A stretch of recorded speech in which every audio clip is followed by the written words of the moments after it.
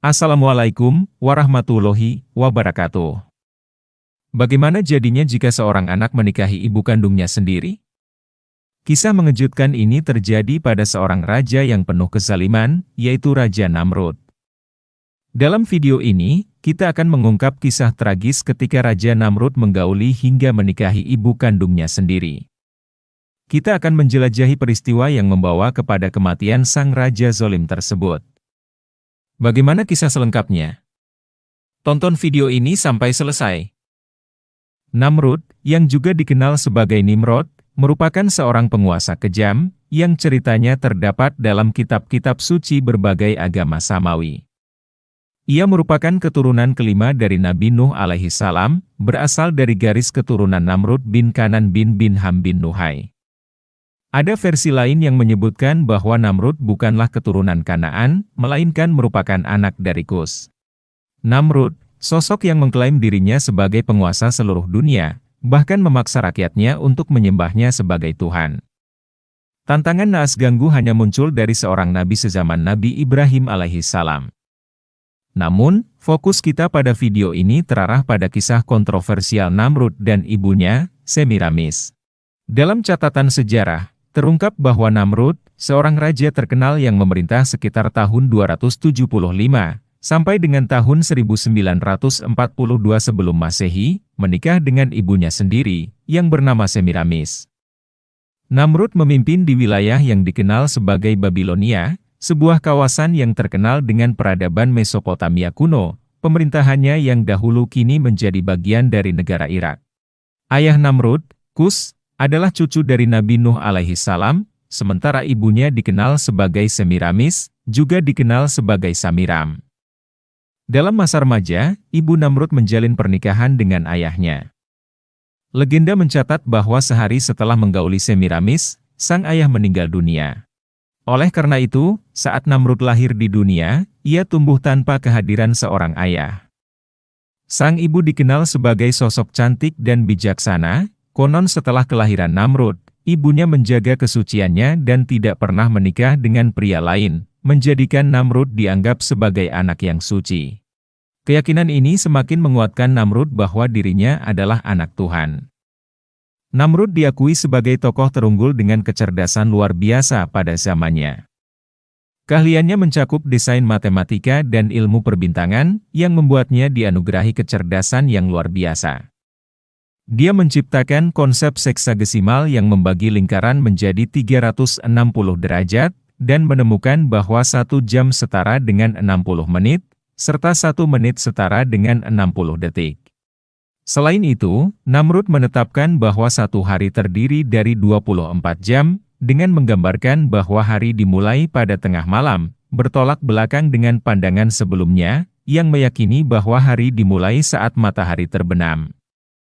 Selain itu, Namrud juga memiliki keahlian dalam merancang struktur bangunan besar, seperti jembatan, kuil, gedung bertingkat, dan bendungan. Selain itu, Namrud menetapkan bahwa satu hari terdiri dari 24 jam, dengan menggambarkan bahwa hari dimulai pada tengah malam, bertolak belakang dengan pandangan sebelumnya, yang meyakini bahwa hari dimulai saat matahari terbenam. Selain itu, Namrud juga memiliki keahlian dalam merancang struktur bangunan besar, seperti jembatan, kuil, gedung bertingkat, dan bendungan. Sebagai bukti dari kemampuannya, Namrud berhasil membangun sistem saluran irigasi di lembah Tigris dan Eufrat. Pencapaian signifikan lainnya adalah penggunaan batu bata pertama dari tanah liat yang telah dibakar. Ia juga dikenal sebagai arsitek di balik Menara Babil, menjadi pencetus dari menara pencakar langit pertama di dunia. Meskipun memiliki kemampuan luar biasa, keangkuhan dan kesombongan telah merasuk ke dalam dirinya.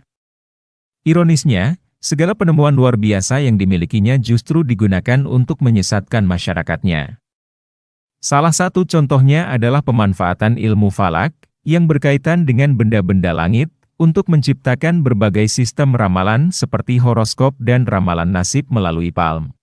Namrud dengan sengaja menggunakan keahlian ini untuk menciptakan kesan bahwa manusia tidak memerlukan Tuhan, karena diyakini bahwa dapat dengan mudah meramal dan mengubah takdirnya sendiri. Namrud tidak hanya menciptakan bangunan megah dan berhala indah, tetapi juga ingin mengundang kekaguman manusia terhadap karyanya sendiri.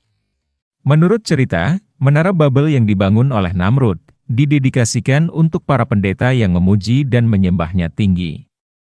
Menara tersebut dibuat agar dapat mencapai kayangan. Pola ini mirip dengan tindakan Fir'aun yang membangun piramida tinggi, agar dapat mahan Nabi Musa dari ketinggian. Namrud sangat tertarik pada ilmu sihir yang ia gunakan untuk memanipulasi penduduknya. Namrud dikatakan memperoleh pengetahuan sihir dari malaikat Harut dan Marut yang disebut Al-Quran. Pada masa Namrud, rakyatnya tidak dibohongi melakukan kebaikan bagi Allah, karena ia menganggap Allah yang gaib sebagai sesuatu yang jauh dan asing dari makhluknya sendiri. Dalam lembaran sejarah yang telah terukir, diceritakan bahwa Semiramis pernah bersanding dalam bikatan pernikahan dengan Kus, keturunan dari Nabi Nuh alaihissalam. Pada masa itu, Semiramis masih berusia muda, dengan kecantikan dan kecerdasannya yang luar biasa. Tak seorang pun di negeri itu mampu menandingi pesona Semiramis. Namun, cinta mereka tak berlangsung lama karena Kus meninggal dunia tidak lama setelah pernikahan, dan dari ikatan tersebut lahirlah Namrud. Tanpa kehadiran seorang ayah, Semiramis dengan bangga mengklaim bahwa dia melahirkan Namrud, tanpa campur tangan seorang pria, dan memandang dirinya sebagai seorang perawan suci. Dengan keyakinan ini, Semiramis menjadikan Namrud sebagai anak yang suci, lahir dari seorang perawan. Seiring berjalannya waktu, dan Namrud memasuki usia dewasa, Semiramis kerap merasa cemburu ketika gadis-gadis mendekati putranya. Ia menolak memberikan Namrud kepada wanita lain, dan akhirnya memilih menikahi anak kandungnya sendiri. Suatu ketika, Namrud mencoba untuk membunuh Tuhan. Ia melepaskan anak panahnya ke arah langit, dan saat anak panah itu turun, ujungnya terdapat bekas darah, membuatnya yakin telah berhasil membunuh Tuhan yang ada di langit. Namrud berupaya meyakinkan rakyat bahwa Tuhan yang mereka sembah telah ada, namun kenyataannya, sebagian orang masih ragu mengenai kematian Tuhan yang dipanah oleh Namrud. Dalam upayanya yang kedua, Namrud mengumpulkan seluruh pasukannya di suatu lokasi, dengan aba-abanya mereka bersama-sama melakukan penyerangan. Sayangnya, yang datang bukanlah kematian Tuhan yang diidamkan, melainkan serombongan nyamuk yang menyerang dengan ganas. Ribuan nyamuk itu menyerbu pasukan Namrud, menggigit dan mengelilingi mereka, menyebabkan banyak anggota tentara tewas dalam serangan tersebut. Pada saat yang bersamaan, seekor nyamuk berhasil menembus kepala Namrud melalui salah satu lubang di tubuhnya. Kejadian ini membuat Namrud mengalami sakit kepala yang kronis dan kegelisahan yang berkepanjangan, karena suara nyamuk terus terdengar di dalam kepalanya. Untuk mengatasi rasa sakit itu, Namrud pun memutuskan untuk memukul kepalanya berkali-kali. Meskipun awalnya rasa sakit berkurang setelah dipukul, namun tidak lama kemudian gejala kembali muncul. Pada suatu hari, Namrud mencoba cara yang lebih tragis, dengan meminta seseorang untuk memukul kepala secara kuat-kuat. Dia berharap bahwa dengan pukulan keras tersebut, nyamuk yang bersarang di dalam kepalanya akan mati. Namun, ironisnya, hasilnya sebaliknya.